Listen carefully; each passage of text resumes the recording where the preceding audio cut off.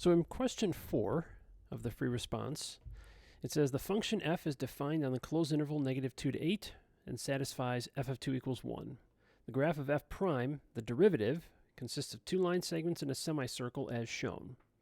So the question is, does f have a relative minimum, relative maximum, or neither at x equals 6? So what do we have at x equals 6? Well, f prime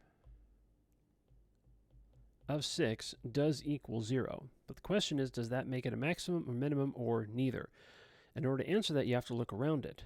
Before 6, f prime is positive, and then after 6, it is still positive. In order to be a maximum or a minimum, it has to change sign, and it doesn't. So that means this is, so at x equals 6, f has neither a max or a min.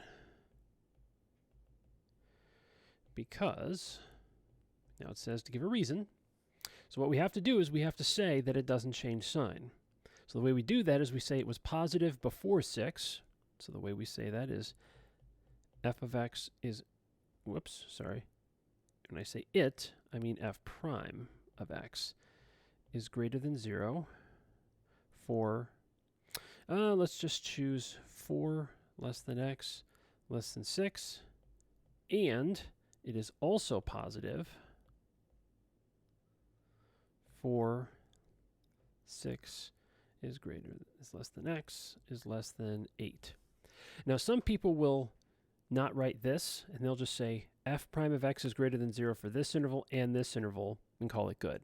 And that's probably going to be good enough too. But you have to state why. You have to make it clear that f prime does not change sign. Part B. On what open intervals, if any, is the graph of f concave down? Well, when f is concave down, that means f double prime is negative. And when that happens, f prime is decreasing. And this is the reason that we need right here, because we're not given f. We're not given f double prime, we're given f prime. So we have to connect the behavior of f being concave down to the behavior of f prime being decreasing. So we need this, and then we need that interval. So we have -2. Now notice they say open intervals.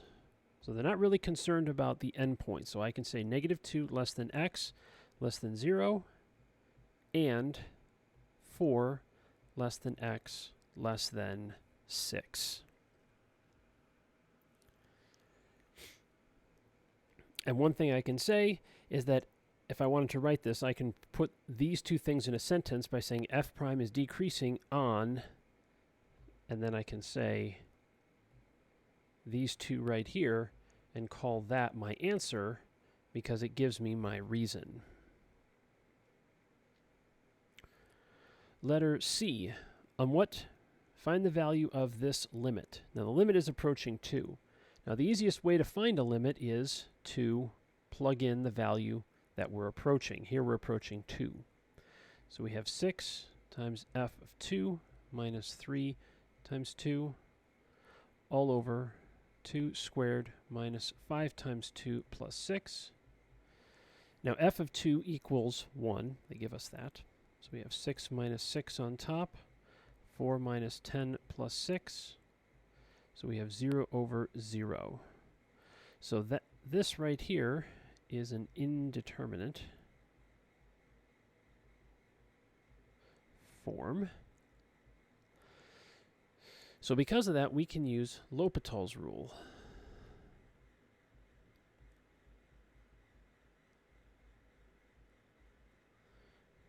Now, some people say L'Hopital's, L'Hospital's. His name has probably been changed over time, so we're not going to really worry too much about it. So we can say the limit as x approaches 2 of 6 f of x minus 3x over x squared minus 5x plus 6. This limit equals this limit. X approaches 2, and we have 6f prime of x minus 3. So I take the derivative of just the top, and just the bottom. So when I do that, now I plug 2 in here. So I have 6 times f prime 2 minus 3 all over 2 times 2 minus 5. And f prime of 2, well, we can get that from the graph that we have up above. F prime of 2 is equal to 0. So that means we're left with negative 3 on top, 4 minus 5. So we're left with 3. So that is our value of this, which by L'Hopital's rule is equal to what we originally wanted. So that was our justification, is by mentioning L'Hopital's rule since we had an indeterminate form. Part D. We want to find the absolute minimum value of f. Now the absolute minimum is going to happen either at the endpoints, here and here, at 2 and at 8. Let's try that again. And at any place where the derivative goes from negative to positive. So we got x and we got f of x. Now what's nice is they gave us that f of 2 equals 1.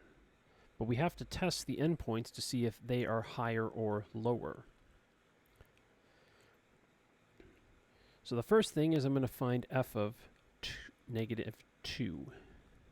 And to do that, we're going to use the integral from negative 2 to 2 of f prime of x dx. Because this equals f of 2 minus f of negative 2. Now f of 2, we know, it's 1. F of negative 2, that's what we want. Now we have to find this integral. And so we'll going back up to the graph.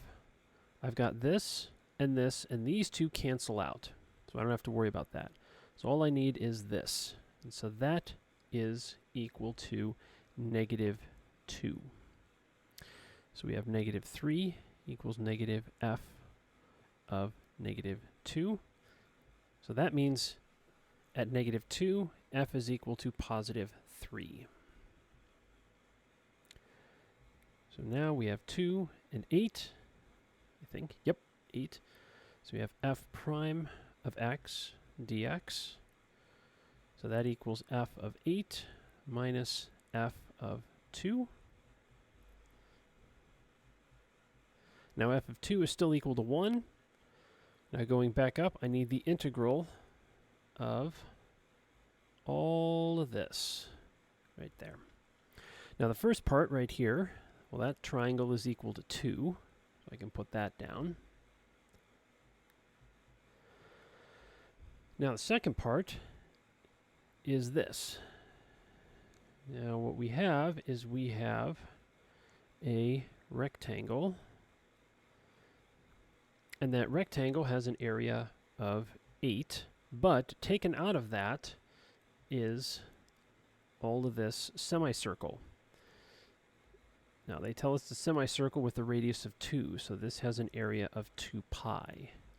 So I have to subtract 2 pi from this.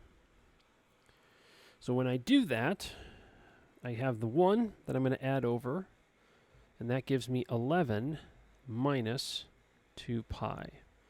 Now pi is about 3.14, and so 2 is about 6.28. So 11 minus 6.28 is going to be 4 inch. It's going to be 5 and change. No, sorry, it's going to be 4 and change. But we want to know, what is the minimum value? Well, the minimum value is this. The minimum value is 1. Now remember, it says value, so the value isn't 2. 2 is where it happens. The lowest value is 1. All right, thanks for watching, and we'll see you in the next one.